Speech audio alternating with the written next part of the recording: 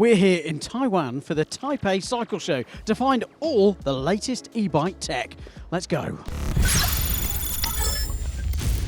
Okay, we're on the Ideal booth here, and this is a concept bike. This is the second iteration of it. And, well, initially your eyes might be led to the Avinox motor and think, yay, we've got another e-bike with the Avinox motor, and this one's aluminium. But dig a little bit deeper, and there is a lot going on with this bike, and a lot of good stuff. First, it is an all-aluminium frame, but the construction is really, really innovative. It's a bolt-together design, and that means that it's really modular. So, for example, if you damage the top tube, not that you would because it's fairly burly, well, you could just replace that part. Maybe you wanted a different chainstay length. Well, you can change that part. And it is really well designed. There's lots of wonderful details. Why? Well, because they can and they want to. So all the parts are CNC machined. And, well, the way you put it together is clever too. 1 6mm bolt. That's all you need. A 1 6mm Allen key, I should say. Because, well, all the bolts are the same. It's been really well designed. The battery's removable. And, yep, it's got the Avinox drive. At the moment, it is a concept bike. But there's a lot of conversations with big brands because, well, it's ready for production. And this was their first iteration of the modular aluminium frame. So this one was designed around the Shimano EP8 versus the Avinox motor of the newer version. But again, you can see the bones of where this design is really clever. You've got these really big CNC sections, but they bolt together. It's very clever, and it allows so much more modularity within the design. So we're not trying to machine the whole part as one. We're machining sections, and that means that, well, if a part gets damaged, you can replace it in both production and in an afterlife. If you're riding along and, yeah, damage the bike, you can replace sections of it, at least in theory. But it also means there's modularity to, well, the geometry and how the bike will actually ride. It's very clever. Okay, this is a really interesting bike.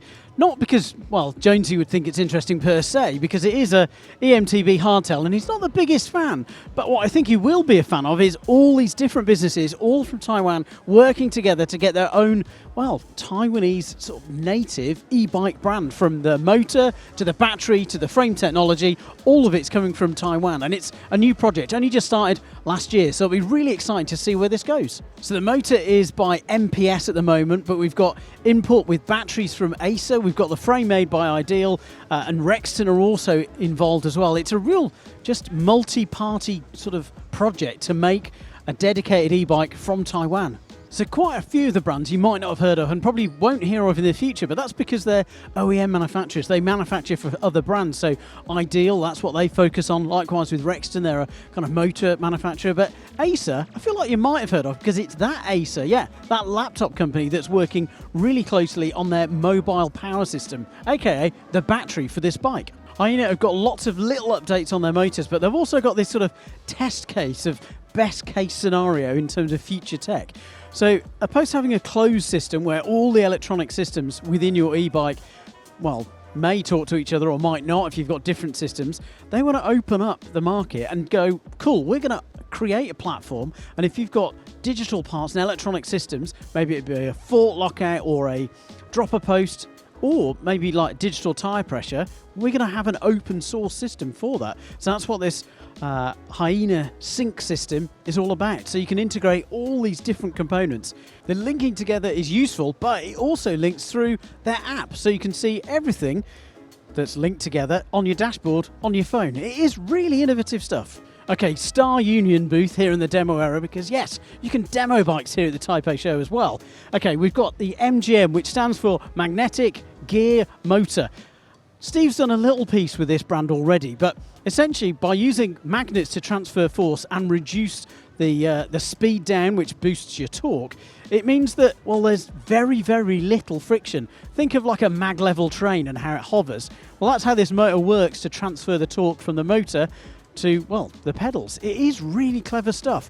New advancements mean it's up to 80 Newton meters. Last year it was 75, and there's torque that it could be up to, oh sorry, that's quite a bad pun, up to 90 Newton meters quite soon as well. So it's in development.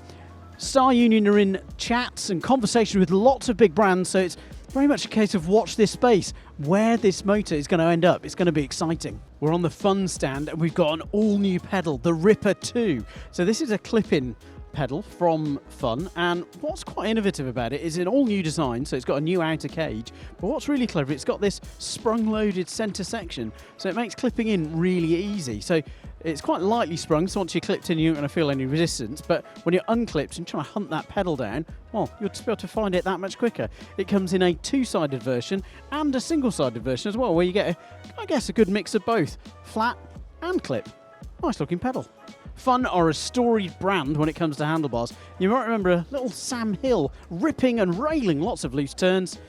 Most often he was gripping onto a Fun handlebar, and they've continued to innovate even after all those years. So they've now got a 75mm rise, a 55 and a 40. 40 looks especially good. It's available in two different diameters, so you've got a 35mm clamp and a 31.8, and there's different widths for those different clamps. So you've got a 31.8 comes in a 785, whereas the 35mm comes in at a full 800mm width. We're here on the Delta stand, and they've got their brand new motor, their mid-drive motor. So this is kind of, I think, teased at Eurobike, and now it is very nearly in production. So production is going to be aimed for through Metabikes, which we can show you a little bit later in September. But we're looking at an awesome mid-drive unit with 100 newton meters of torque. So yeah, lots on offer. Okay, so we've talked about Delta motors and the, well, complete system, because they've also got the battery and the control unit and everything that you need. And you can see it fitted here in this Metabike, and that's where they'll be initially available. So this one looks very all-mountainy and very funky. Really like the paint job. So some stats about the Metabike, because yeah, I didn't know much about it, but we've got 160mm of travel front and rear. We've got a 600 watt-hour battery in here, and this motor gives us 100 newton meters of torque. So yeah, plenty of torque there. This bike will set you back $7,500 depending on where you live. Okay, we're on the Sanfa stand, and you might not have heard of them, but you might recognize some of the frame shapes and frame tubing shapes, and that's because they're a vendor. They do everything from the aluminium tube shapes to the high-end machining. They've even got their own hydroforming machine, and they will do all the assembly, and they'll do paint. And I've got to say, this is the most stunning paint I've seen here at the Taipei show. It's peerless. It is like a mirror finish. Really amazing. So this one's a Shimano equipped bike, but they can do Bosch as well. And yeah, if you look behind me, they've got some of the frame forms. And me as a bit of a nerd, it's fantastic to see where they go from a forged part to the machining to then, well, a complete bike. Lots of these will be under lots of different names in the very near future. I think what's really amazing about the Taipei show is that it really pulls in all of the brands around the world. And a good example would be Polini. These motors are made in Italy, but so powerful is the kind of manufacturing power of Taiwan that they're here to show off their motors to Taiwanese manufacturers and vendors. So we've got the MX. It's won the FIM E-World Mountain Bike Championship. So it's a real winning motor. And with 90 newton meters of torque, you can see why it's a winner. Well, yeah, it'll be interesting to see what Taiwanese vendors start using Polini. The rise of the MGUs is coming, and there's an amazing simple on here that is, well, all there. We've got Pinion Smart gearbox, Gates belt drive. I think it's something we're going to see more and more. What are your thoughts? We're on the Kelly's booth, and we've got a bike that, well, I've ridden quite a lot, well, for a very long time at least, because I took it on a massive Welsh Epic to try and drain its 825 watt-hour battery, and well, I failed. So it's a full power bike with a Shimano EP8 with the update. And I completely failed, and I did, well, I think it was over 60 Ks of humongous, mountainous, rugged terrain. Really interesting bike. It's got the ThinkLink, which is Kelly's unique suspension system. So it's a twin-link design. Well, actually, it's more than a twin-link. I guess it's actually a 6-bar. And the material is really clever too, because it's not just carbon fibre. There's aramid and titanium mixed in there. So it's a really lightweight, big battery, high power, full fat, proper e-bike. Great stuff. Okay, we're on the Arthur and Judy booth, and it's a brand that you might not have heard of. And even the graphics here, A&J, you might not see. And realistically, that's how it should be. These guys are a really high-end vendor. They're based out of Taiwan with production in Cambodia and Vietnam, and they make bikes for a lot of really, really big players. So if you're a big player and in the market for an e-bike, well, you can come to a vendor like this and get, well, an amazing aluminium frame like this created and constructed. How much in-depth you go with the vendor, A&J here, well, that's up to you, but they make some really incredible products, just like this Titan just here, a showcase of how good their bikes could be. I'm on the Java bike stand. You might not have heard of Java bikes, but I feel you will in the future because this bike here behind me shares the same motor as the Lidl bike one. Yeah, this has got a My Vice motor with 100 newton meters of torque, so it is a torquey little beast. We've got 150 mil of travel front and rear, full carbon frame, lots of nice details too.